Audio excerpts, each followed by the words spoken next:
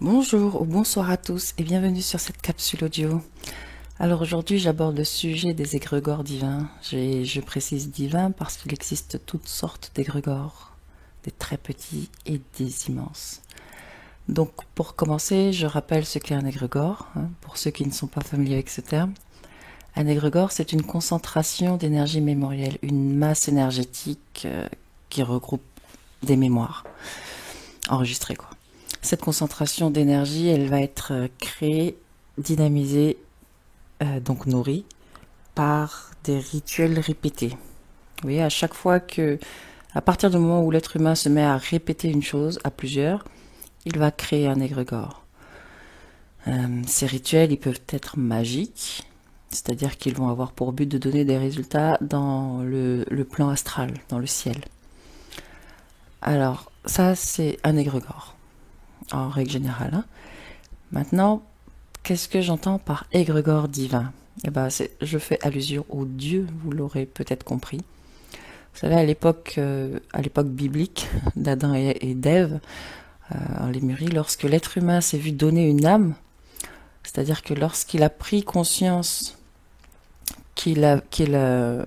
lorsqu'il a commencé à prendre conscience, il a il a pris conscience qu'il vivait, excusez-moi, je me répète, il a pris conscience qu'il vivait, donc il a eu peur de mourir. Ça va avec, en fait. La peur de la mort est liée au fait qu'il a pris conscience qu'il vivait.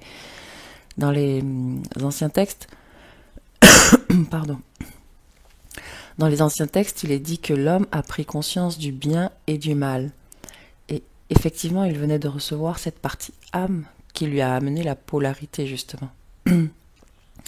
Donc, il a pris conscience qu'il y a des choses qui sont en harmonie avec sa vibration et d'autres choses qui ne sont pas en harmonie. Donc il a commencé à avoir du plaisir, des envies, à être en béatitude, et il a commencé aussi à avoir peur, peur de tout ce qu'il ne connaissait pas et qui n'était pas en vibration avec lui. Donc prenons une mécanique en particulier pour exprimer tout ça simplement. Avant Moïse, lorsque les hommes voyaient la foudre, ils avaient peur de la foudre. Tous les humains qui avaient peur de la foudre ont fini par créer un égrégore dans le plan astral, la mémoire, dans le ciel. C'est-à-dire que l'émotion de peur générée par les humains, à ce moment-là, a été enregistrée dans la matière. À ce moment-là et à tous les moments.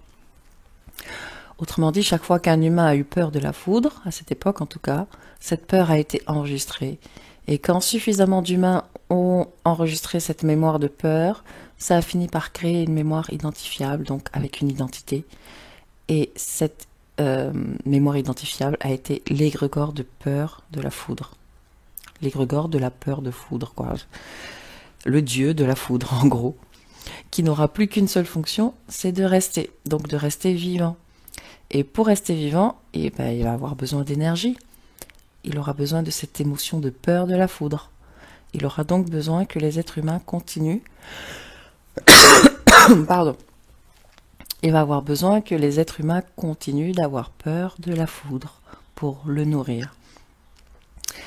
Et comme un égrégore a comme véhicule physique la matière qu'il enregistre, donc l'atmosphère ou la Terre, eh bien il peut entrer très facilement en résonance avec ceux qui créent cette peur chez l'être humain. Donc il va entrer en résonance avec l'âme, il va pouvoir contrôler l'âme, l'homme en tout cas, par son âme, à partir de son âme, à partir de sa psychologie, à partir de son plan émotif. Et c'est comme ça que l'être humain va découvrir le dieu de la foudre. Ou plus justement, c'est comme ça qu'il va créer le dieu de la foudre.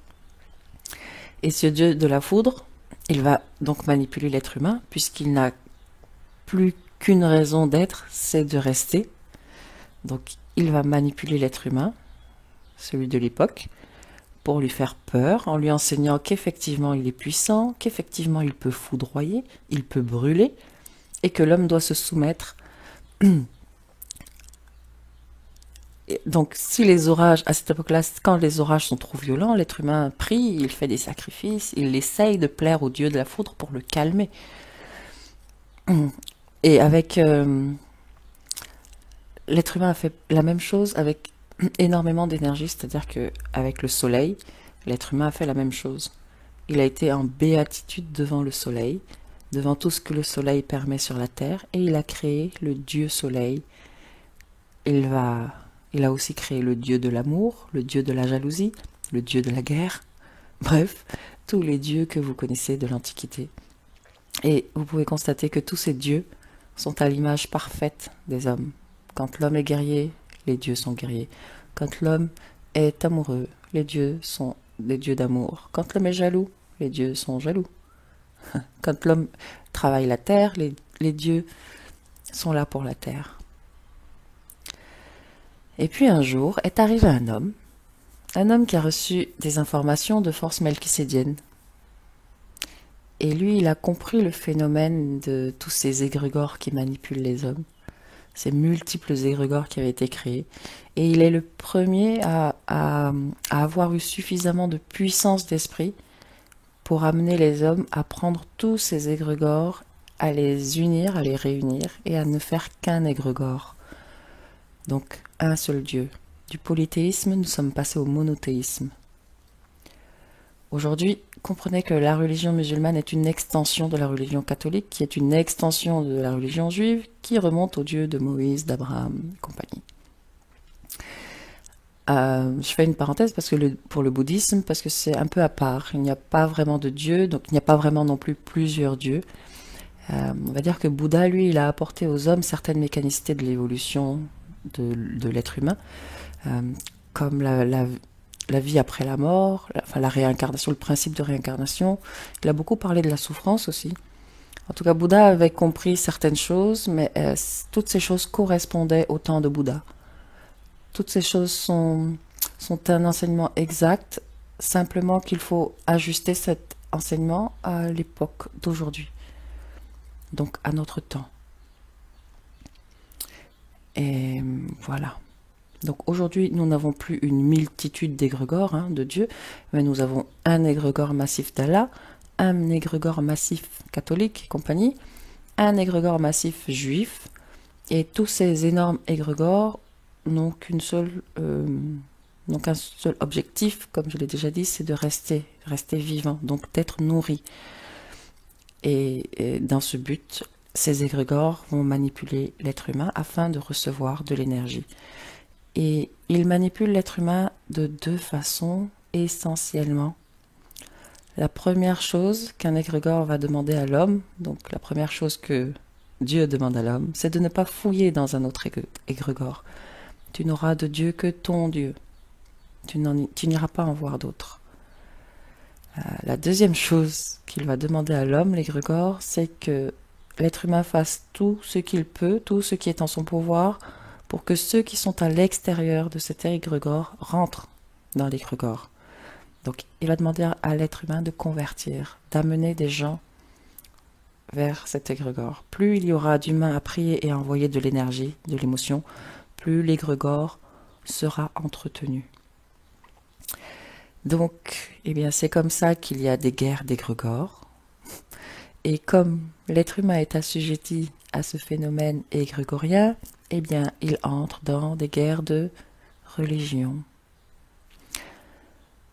Là, en ce moment, nous nous dirigeons vers un phénomène de ce genre.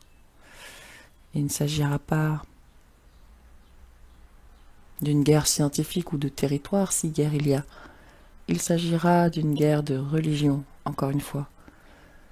Sauf qu'aujourd'hui, cette guerre de religion, cette guerre de fanatiques va impliquer des puissances armées, lourdement armées.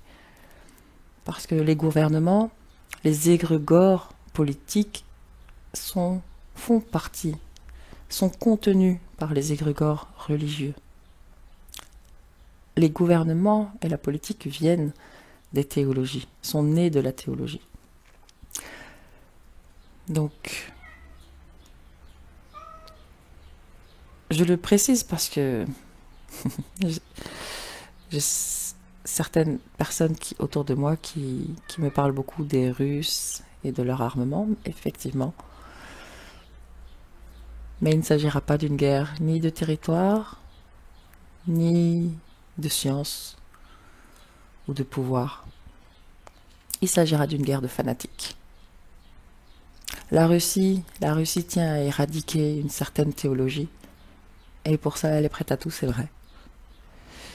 Mais encore une fois, le pouvoir est entre les mains de chaque individu,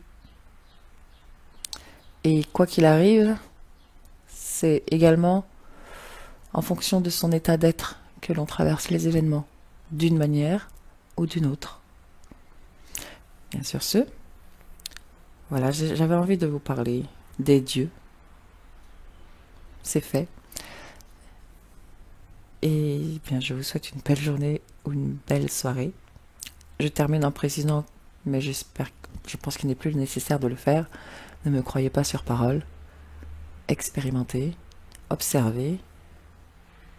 Et voilà. Très belle journée, très belle soirée. À très bientôt. Prenez soin de vous. Au revoir.